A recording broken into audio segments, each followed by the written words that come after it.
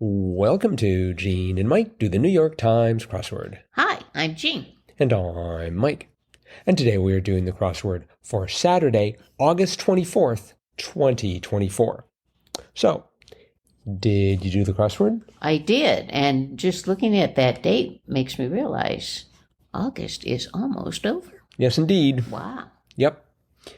How the summer has flown by. Yes, it has. This is the last Saturday of August. And of course, it's going to be snowing next week. Probably. Well, no, not really. But we've had a mercifully cool summer, I think, relatively speaking. We had a lovely summer. All right. Crossword Saturday. What do you think? Well, I hate to say it, but I just did not quite get into this as much as I wish I could have. Oh. As you know, I was away for a little bit of a holiday. Yes. And did not have a whole lot of time to do the crossword. And I tried to do it last night after having a full day of sightseeing and a play in the evening, and I was just too tired. And so then I tried to finish it this morning, but had to rush off to other things.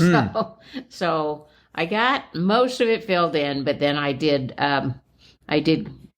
seek a little help to finish it off just so I could get it done. Was it a troublesome corner or just you were running out of time? I had two squares that I just wasn't sure what went in them. And so instead of going A, B, C on both of them, right. I looked up one, and then I did the ABC on the other one and finished it off that way. Well, I'd like to point out there are 26 squared. I believe that's 626 possibilities. Yes, I know, and I definitely did not have time to go through But usually you can rule out like the consonants or the vowels. What were the letters in question?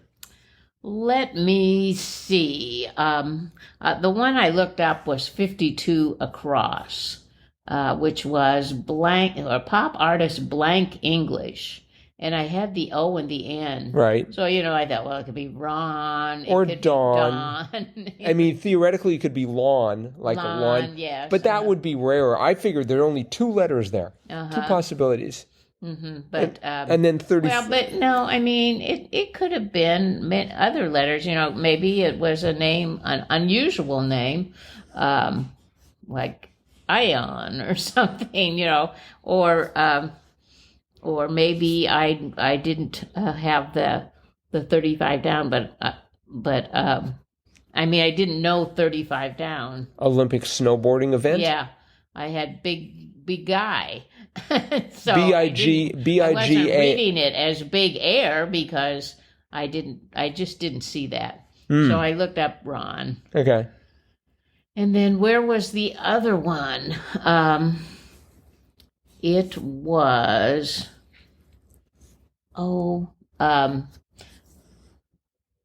it was 18 across. The blank of suffering is experience. And actually, I had a few letters wrong in that one. But anyway, eventually I got it. It is a great quote.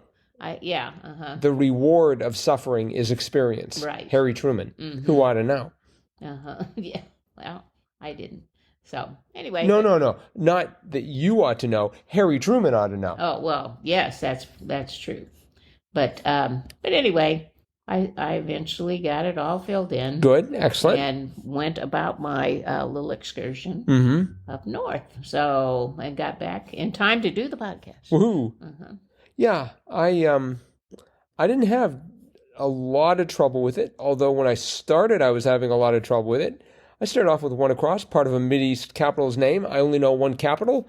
At least I think I know, Tel Aviv. So I went for Tel. I did too. But it was, Abu Dhabi? Is that right? Yeah. Which is ABU. That was the correct answer. I changed that very quickly, though, because one down, what Flovent can treat, I knew that treated asthma.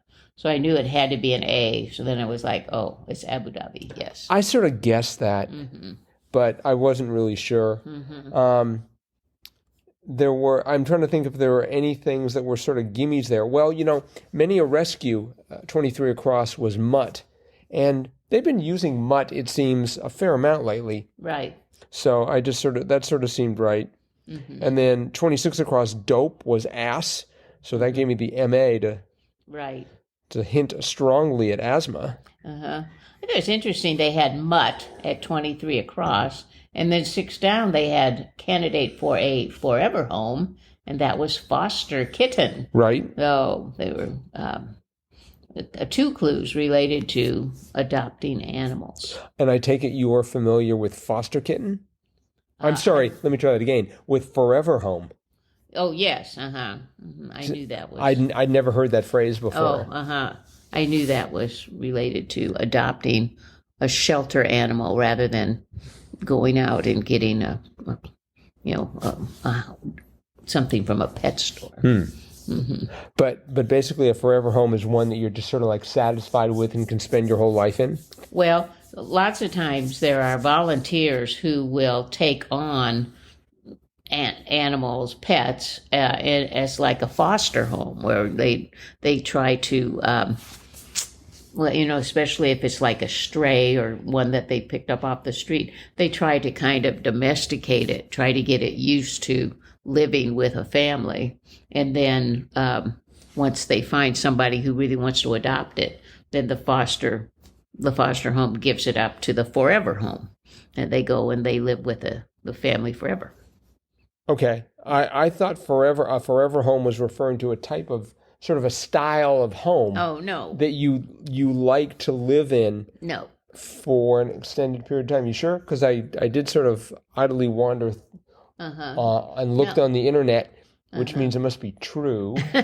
Well, that might be another kind of forever home. But the forever home they're referring to here is a home where a pet can live out their life. Oh, okay. About the rest of their life, their forever home. Huh. Okay. See, where I was reading it, I thought they were talking about the humans living out their lives. Oh, no. But, no. It's the pet. It's the pet. It's their forever home. Okay. Of course, they're probably not going to live forever. I don't know if anyone's told the animal that. Forever, as long as they live. They can live there. I see. 7 down, full of gimmicks, was Sticky. Yes. SHTICKY. Boy, that looked like it needed an extra C in there. Right. SCH. No, that doesn't look right. That word just does not look right no matter how many. Yeah. I had, and 17 across was put in a similar part. Typecast. A typecast. For some reason, I put in typecase. I had an E there. But then I thought, I bet that's typecast. But right, typecast. I mean, that's definitely typecast, right? If you're like you play the villain and they keep putting you in as a villain. I had shicky, but I knew it has. I've heard the word shtick. Yes. As they talk about vaudeville. Right. It had a lot of shtick in it, but so I thought, it must be sticky. Yep. Great word. And that Y of sticky ran into 29 across. Digital agreements, ? Pinky swears. Right. Yeah, that was a funny clue. I thought, okay, I'm not sure what the digital agreement is, but it's got to start with the letter E because there's going to be an E something. And that was a mistake. And obviously, it started with a P. Right.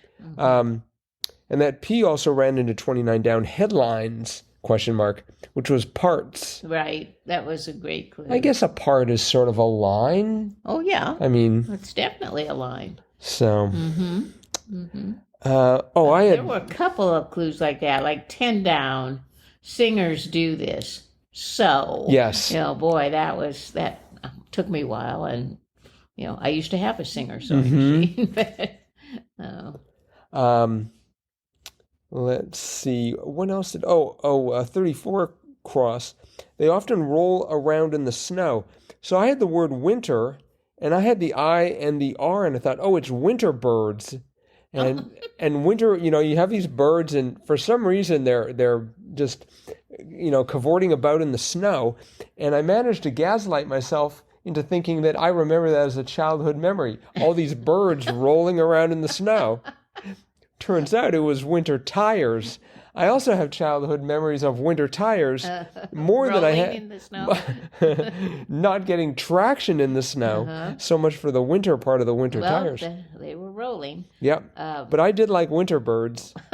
Perhaps up in Canada, the birds do frolic around in the snow. The people who go down to Florida for the winter, they're snowbirds. That's right. So sort of like winter birds, but in any event, I eventually got that straightened out. Oh, I love 30 down. 30 down was spoon, and the answer was canoodle. Right. Truly one of the great words Yes. of the English language, Yes. canoodle. A nephrologist's specialty, 44 across, was a kidney.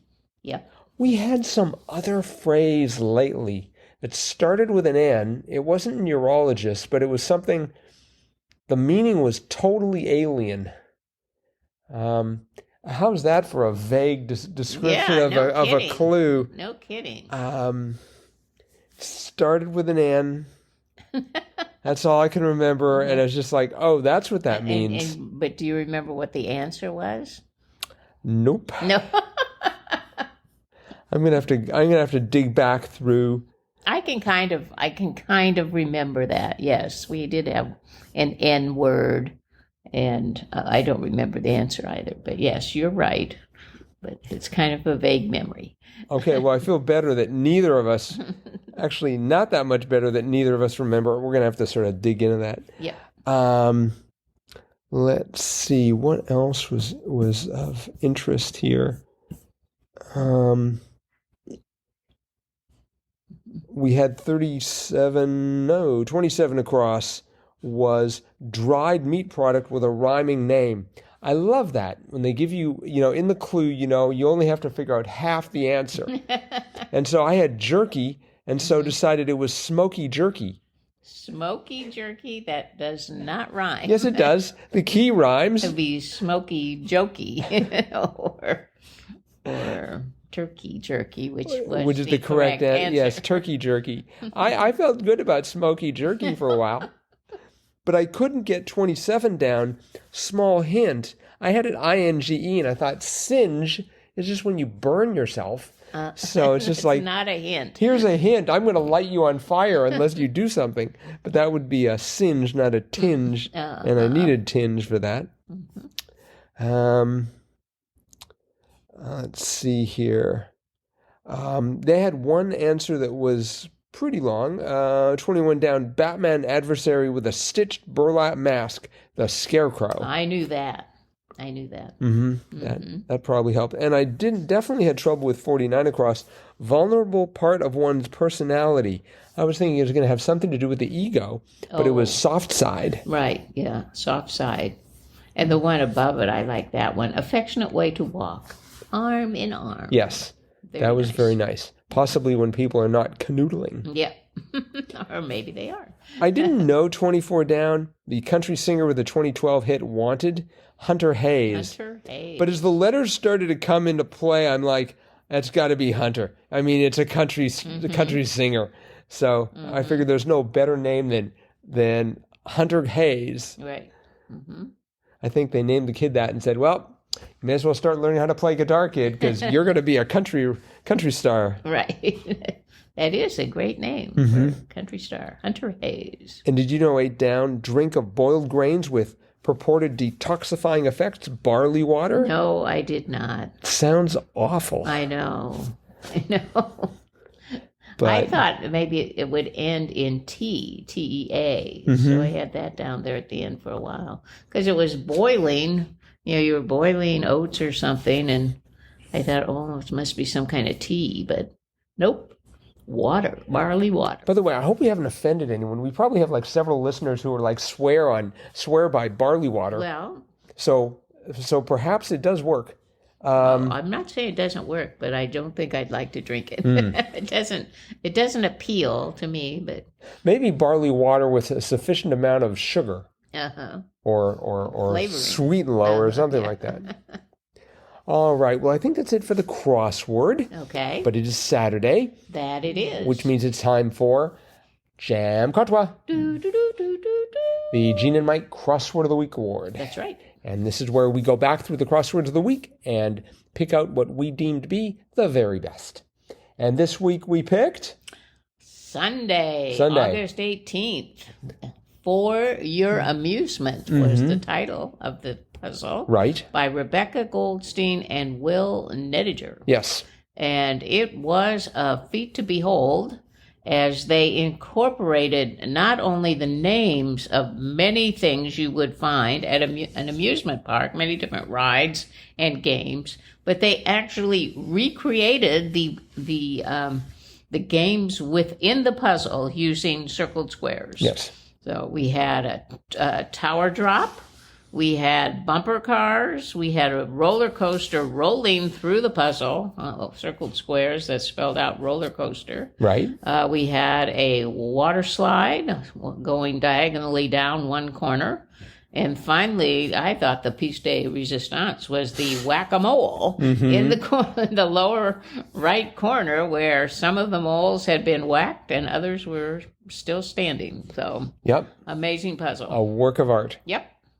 All right. Well. So they can contact us. Good point. Rebecca and Will, if you're interested in receiving a wonderful Jamkatra certificate. We'll make one for each of you. And swag. And some wonderful Wisconsin swag. I have just been to Door County, Wisconsin, which is one of our more popular tourist destinations. And the source of all good Jamkatra swag. And there's some swag I brought back. Yeah. Excellent. Jamkatra. I noticed that the trunk was riding a little lower. Anyway, yeah. So yes. So contact us at crosswordpodcast@icloud.com. And anyone else who would like to provide feedback can use that same address. Yep. That is it for today.